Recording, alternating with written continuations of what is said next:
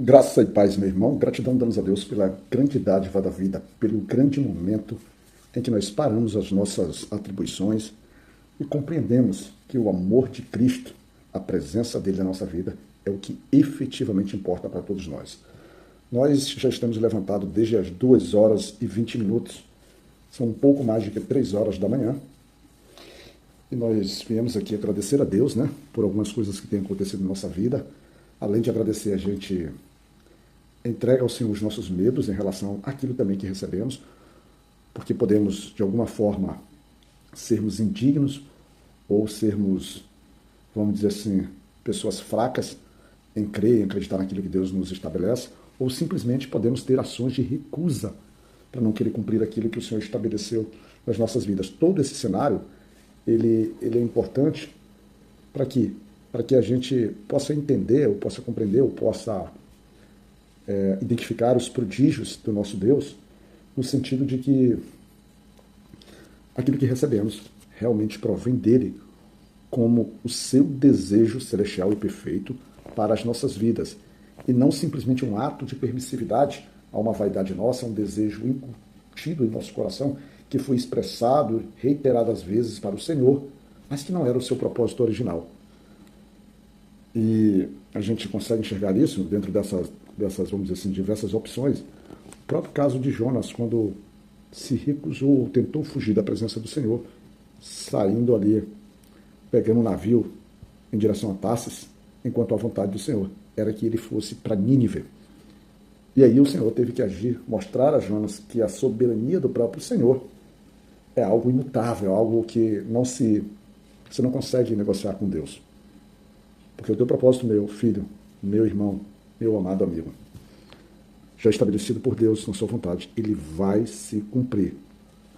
Agora, o processo que isso se cumprirá para a tua vida, aí eu posso te dizer que não é que a gente possa entender que você definirá, mas muito certamente o processo, a intensidade, a dor, ou a plenitude da sua realização com alegria, terá muito da tua própria atitude de obediência, de amor e de alegria em servir ao nosso Senhor, nosso Cristo Jesus. Tá bom?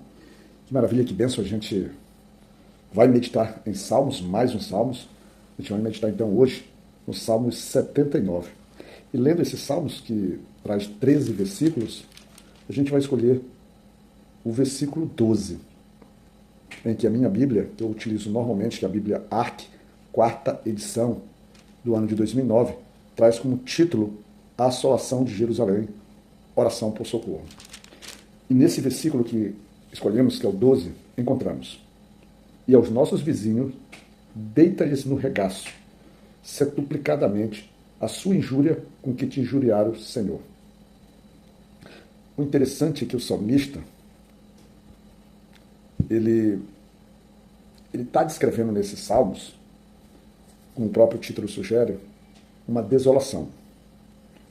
A nação de Israel, e aqui quando eu falo nação de Israel, a gente precisa entender que no contexto histórico, na verdade, nós estamos falando da nação de Judá, ou do povo de Judá, ou do reino de Judá especificamente, uma vez que nesse tempo já havia, vamos dizer assim, a divisão entre o reino de Israel nas tribos, nos reinos da nação de Israel, em 2 reinos específicos, e nós, vamos dizer assim, começávamos a ver, já nesse tempo aqui, já era praticamente uma finalização de uma série de reis que havia subido para governar o reino de Judá, e esses reis acabaram se alternando, oscilando seu comportamento de obediência em relação ao Senhor. É importante também a gente lembrar que nesse tempo, o reino de Israel, um reino que foi o tempo todo governado por homens ou por reis que tinham por características se distanciar o tempo todo do nosso Senhor, já havia sido destruído, já havia sido disperso pelas nações. E ainda assim, esse povo, que é o povo de Judá, que havia visto a ação de Deus, que também era do conhecimento de Judá, sobre os seus irmãos, ou a sua irmã, Israel, vamos dizer, mas parece não ter ligado. parece não ter se motivado a agir diferente. E aí, o que nós temos é o cumprimento de profecias, principalmente trazido ali pelo profeta Jeremias, sobre o povo. Nós vemos parte dessa história em 2 Reis, capítulo 25. Nós vemos parte dessa história em Crônicas para a 2 Crônicas 36. Nós temos, acho que, Jeremias. Nós temos em diversos livros as lembranças das ações, por exemplo, das nações estrangeiras, ou especificamente da nação babilônica, sobre o povo de Judá, o reino de Judá, que leva Judá à sua destruição. Logo no início, no versículo 1, ele diz assim: ó Deus, as nações entraram na tua herança, contaminaram o teu santo templo, reduziram Jerusalém a montões de pedra. O cenário é que uma força opressora, uma força avassaladora, e aqui, comandada por um personagem chamado Nabucodonosor, ele usa o seu exército para simplesmente, segundo o próprio texto bíblico, reduzir Jerusalém a montões de pedras. Esses versículos, ou esses livros que nós comentamos um pouquinho à parte, ele vai desmiuçar melhor o que acontecia. Mas a gente vê claramente, ainda na narrativa desses salmos, que o salmista se preocupa em dizer que os cadáveres do povo de Judá, eles ficaram expostos e serviram de comidas às aves, aos animais selvagens. O sangue deles foi derramado em abundância. Não havia quem cuidasse das honras do sepultamento. O próprio povo, no versículo 4, é dito: estamos feito o opróbrio dos nossos vizinhos, o escárnio e a zombaria dos que estão à roda de nós. Eles nos cercaram, eles nos dominaram, eles foram mais fortes do que nós.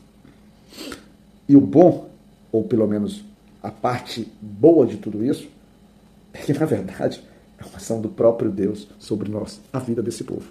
E aí você já tem que olhar esse paralelo e entender que há momentos na tua vida que, de fato, é a ação do próprio Deus sobre a tua vida. É evidente, que aí também é importante, que essa ação do próprio Deus não é que fosse o seu plano original, mas é, neste caso, diferentemente do que ocorria na história de Jó, uma resposta do Senhor aos seus filhos que o desobedecem, aos seus filhos que o envergonham, aos seus filhos que recusavam continuamente a terem temor, aos seus filhos que só o buscavam quando efetivamente se sentiam em necessidade, em angústia profunda, como talvez aqui seja o momento de maior angústia desse povo. E o interessante é que o salmista, relembrando o comportamento do povo de Israel, traz, no versículo 5, uma série de perguntas como que para eles fossem surpresa. Até quando, Senhor? Dignar-te-ás para sempre? Arderá o teu zelo como fogo? Se nós voltarmos no Salmo 78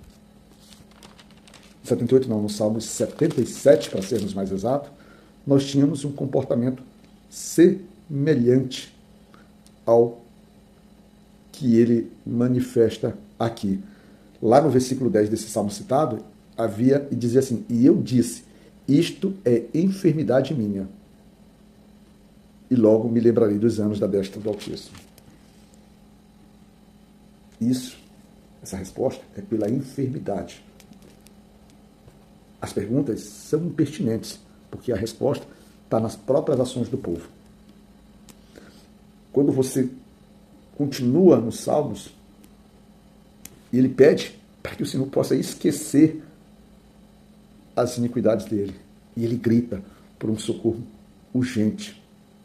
Ele grita para que não mais a justiça de Deus esteja sobre ele, mas ele busca aquilo que nós trouxemos ontem no nosso devocional do Salmo 78, o aspecto, o atributo da misericórdia de Deus. E ele clama: ajuda-nos, ó Deus, da nossa salvação, pela glória do teu nome. Ele muda completamente o propósito. Ele esquece a si próprio. Ele vê que não há justificativa. Ele vê que no seu nome, no nome da nação, nas atitudes da nação, não há motivo para que o Senhor o socorra. E no versículo 9, ele, claramente, ele vai fazer valer o que efetivamente é o nome do Senhor. O Senhor zela pelo seu nome. E quando a gente vê essa mudança de comportamento, essa mudança agora, ó, se tu não fazes por mim, Pai, fazes pelo teu nome, porque o meu nome já foi envergonhado. Mas o teu nome, Senhor, não, esse não pode ser. E aí a gente, como cristão, a gente sempre se preocupa nesse nosso testemunho, mesmo quando nós estamos recebendo do Senhor. Apaga pelas nossas ações, apaga o pagamento pelo que fizemos em desobediência. Mas é importante que o Senhor nos socorra pela honra ao próprio nome dele.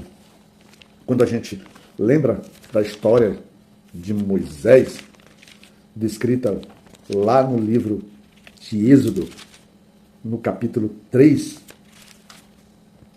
em que Moisés deve se apresentar ao faraó, ele, no versículo 13, ele diz assim: então disse Moisés a Deus, eis que quando vier aos filhos de Israel e lhes disser, o Deus de vossos pais me enviou a vós, e eles me disserem, qual é o seu nome? Que lhes direi? Que Moisés está preocupado por se apresentar aos seus próprios irmãos, seus concidadãos, e eles não reconhecerem nele o atributo, a honra, o direito, a autoridade de representá-los diante do faraó. Aí ele pergunta, Senhor, meu nome é pequeno, meu nome é insignificante, então a quem eu devo anunciar? E a resposta está no versículo 14, porque ele diz, e disse Deus a Moisés, eu sou o que sou. Disse mais, assim dirá aos filhos de Israel, eu sou, me enviou a vós. Você tem alguma dúvida, meu amado irmão? Que quando o teu nome não tem nenhum valor para os homens que te olham, para os homens que te envergonham, porque as tuas próprias ações te envergonharam, mas quando tu representas o nome de Deus, que tu deixa de zelar agora pelo teu nome, que deveria zelar como filho de Deus, mas que zela agora pelo nome de teu pai, tu pedes para que teu pai honre o próprio nome. E aí eu sempre digo para você, às vezes terrenamente falando, sabe a nossa caminhada aqui? Ser homens de bom caráter, de boa virtude, de bom discernimento e de bom prazer em relação à nossa família, à nossa conduta em sociedade. Eu digo, às vezes, para o meu filho, digo para as pessoas jovens que estão comigo, lembra-te, tu carregas um nome, tu carregas o nome da tua família. E ele já merece respeito e dignidade. Pensa então na tua simplicidade. Pensa então no limite da tua compreensão. Pensa então no teu infortúnio. Pensa então na tua pobreza, na tua insignificância. O que dirá então o zelo que deverá ser dado ao nome do eu sou, ao nome do nosso Deus, ao nome de Jesus Cristo. E é por esse nome que Cristo zela. É por esse nome que este Senhor aqui é clamado, para que ele faça zelar o nome dele e as suas promessas. Fica na graça de Deus. Fique no amor divino. Fique na consolação do Espírito Santo. Fique na presença do Senhor, meu irmão. Que Deus nos cuide.